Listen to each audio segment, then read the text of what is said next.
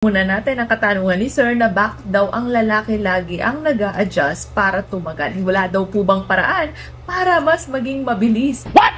Kaming mga kababaihan na siguro ma-fully aroused, lubricated ang tinutukoy ni Sir. Actually, ang average length to get fully aroused ang isang babae ay 20 minutes. Alam niyo po ba, Sir, yung tinatawag na erogenous zone? Ito po yung napaka-sensitive na mga parte sa katawan ng isang tao. Ngayon, kapag hinawakan mo ito, magkakaroon ka ng pleasure, relaxation, at arousal na magli-lead to orgasm. Alam nyo rin naman ng isa sa pinaka-the best external spot na nagbibigay ng pleasure sa isang babae ay ang clitoris o sa Tagalog, tinggil. Pero ito, alam nyo rin po ba na merong mga internal spots kaming mga kababaihan na nakapagbibigay ng pleasure para mas mabilis maging aroused ang isang babae. The word itself, internal, nasa loob. May mga idea ka ba kung anong mga ito? Ready na ba ang misis? Kaso ang Junjun hindi pa nakikiko-operate? Huwag mag-alala dahil nandito na po ang inyong Honeymoon Herbal Tea.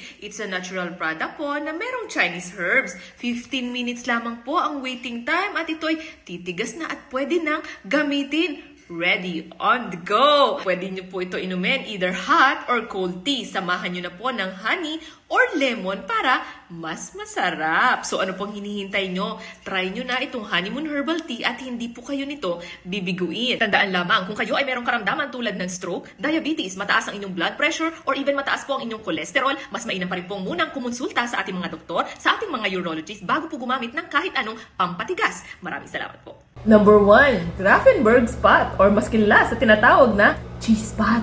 Alam niyo po ba na pwede niyo itong matagpuan at mahawakan using your fingers?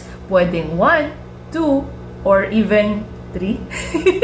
Oh my God!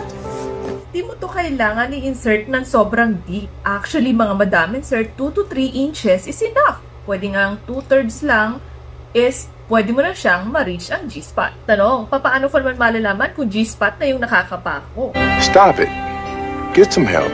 Definitely, you will feel the surface similar po sa roof ng inyong mouth. So, kapag nahanap mo na, do the come hither motion.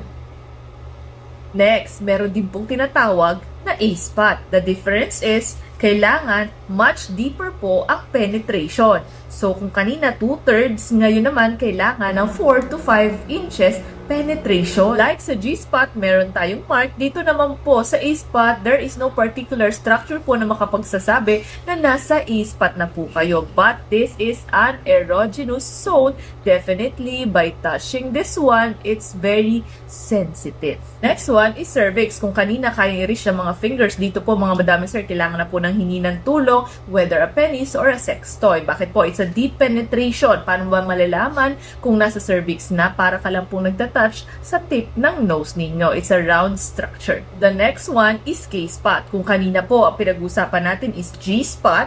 And then A-spot, yung deeper. Okay, yung cervix, yung pinakadulo. Dito naman po sa K-spot is sa baba. Parang pantay din siya ng halos ng G-spot. And then meron din po tayong tinatawag na P-spot. Deeper din po sa baba. So, anong spot na po ba ang na-try ninyo? Saan? Pag ang babae ay hindi lubricated, ibig sabihin po, hindi rin po siya aroused.